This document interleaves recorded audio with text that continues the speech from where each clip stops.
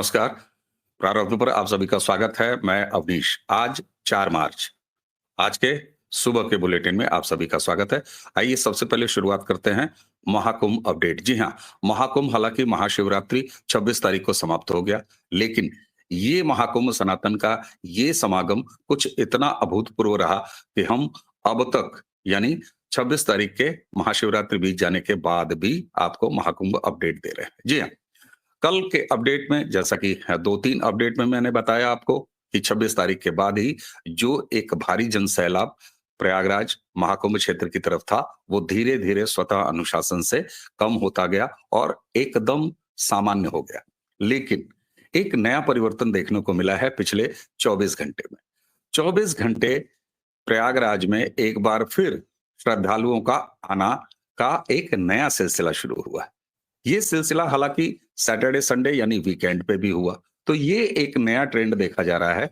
वे तमाम लोग जो महाकुंभ में नहीं आ पाए थे, वो एक बड़ी यात्राएं बना रहे हैं। मेरी खुद कुछ लोगों से जब बात हुई, प्रयागराज में अपने सूत्रों से कुछ बात हुई, तो जो भी वो इंटरेक्ट कर पा रहे हैं, जो भी उनकी बातचीत हो पा रही है अब आने वाले लोगों से, तो एक नया ट्रेंड दिखाई दे रहा है। वो ट्रेंड ये है, हालांकि ये ट्रेंड पहले भी था। लोग महाकुंभ के समय आ रहे थे प्रयागराज, प्रयागराज के बाद उनका अगला उद्देश्य या तो काशी था या अयोध्या था या दोनों जगह थी। विंध्यवासिनी धाम भी उसमें शामिल हो चुका था, उसमें चित्रकूट भी शामिल हो चुका था। लेकिन अब जब दूसरे क्षेत्रों से, खास तौर से महाराष्ट्र की तरफ से, दक्षिण के तमाम राज्यों की तरफ से, यहां तक कि पूर्वोत्तर की तरफ से भी जो लोग आ रहे हैं, उनकी लिस्ट भी इसी तरह से लंबी है। वो त्रिवेणी संगम पे स्नान की उनकी अपनी योजना है, उसके बाद वो काशी जाएंगे, उसके बाद कुछ का अयोध्या जाने का कार्यक्रम है, बहुतों का चित्रकूट भी।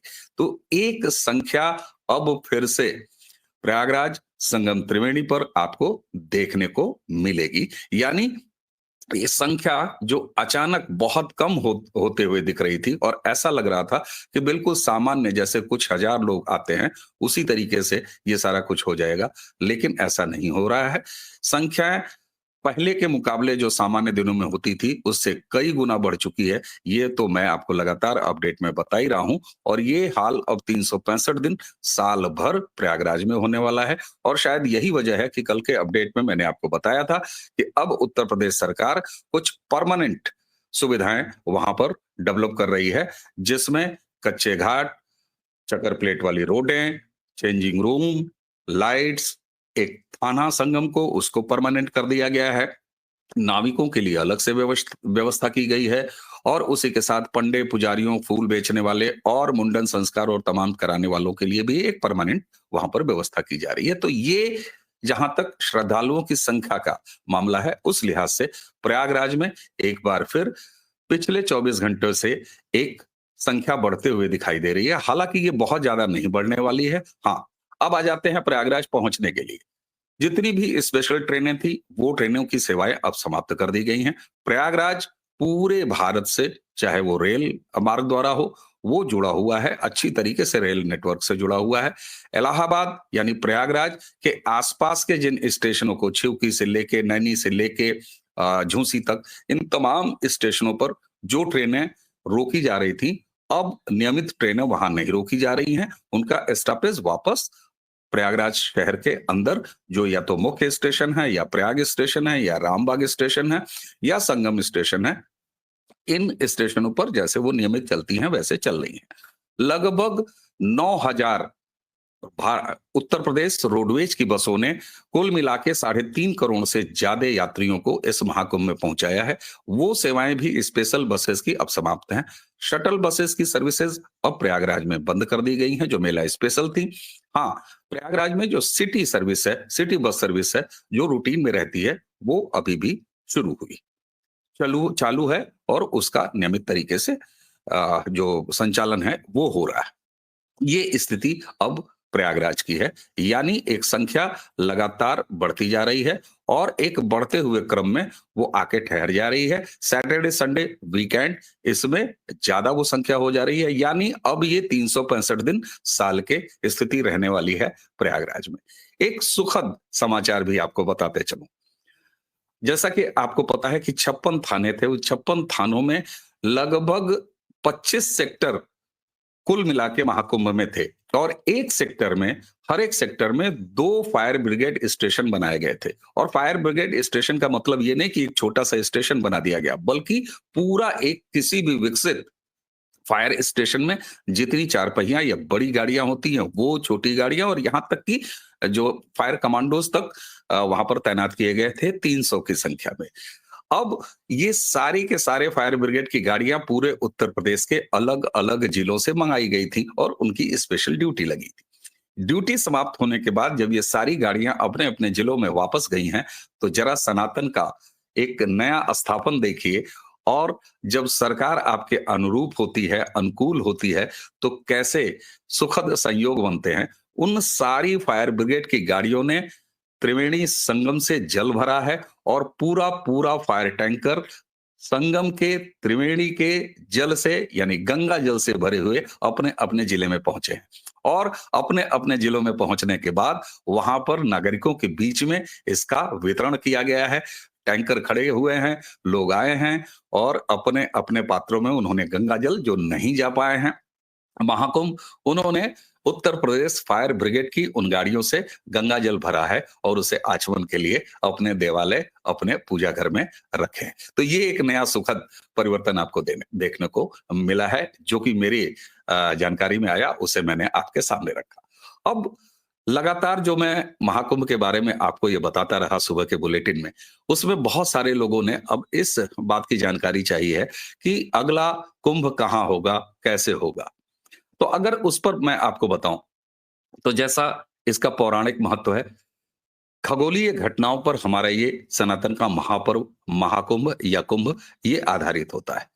खासतौर से जब बृहस्पति ग्रह कुंभ राशि में प्रवेश करते हैं और सूर्य मकर राशि में, तब ये महाकुंभ का संयोग बनता है, और तब कुंभ मेला आयोजित होता है। बृहस्पति को अपनी कक्षा में प्रवेश करने में चूंकि 12 साल का समय लगता है, यानी 12 साल के बाद ही वो संयोग आता है जब बृहस्पति ग्रह कुंभ राशि और सूर्य मकर राशि में प्रवेश करते हैं। इसलिए कुंभ मेला हर 12 साल के बाद ही आयोजित होता है। हिंदू ज्योतिष शास्त्र में 12 राशियां होती है, और जब बृहस्पति और सूर्य इन दोनों राशियों में आते हैं, तब ये मेला आयोजित होता है। अब बहुत सारे लोगों को ये होगा कि अगला कुंभ कहाँ लगेगा, कुछ कंफ्यूजन्स है। आइए अपने छोटे से सामर्थ्य के आधार पर मैं ये कंफ्यूजन थोड़ा सा दूर करने का प्रयास करता हूं।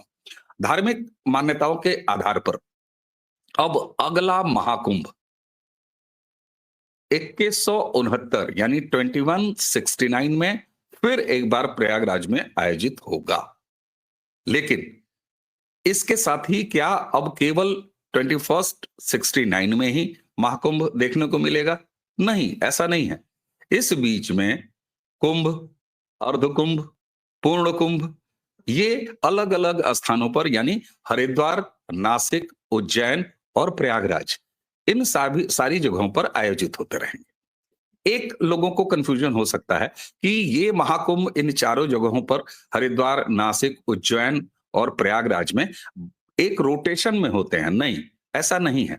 इन चारों स्थानों का, जहां पर अमृत बूंदें छलकी थीं, उन चारों जगहों का अपना कैलेंडर है। यानी ऐसा नहीं है कि एक बार हरिद्वार में लगेगा, फिर नासिक में लगेगा, फिर उज्जैन में लगेगा, फिर प्रयागराज में लगेगा, ऐसा नहीं है। ये हर चारों स्थानों का अपना एक कैलेंडर है, और उनके कैलेंडर के हिसाब से वहां पर कुंभ लगते रहेंगे।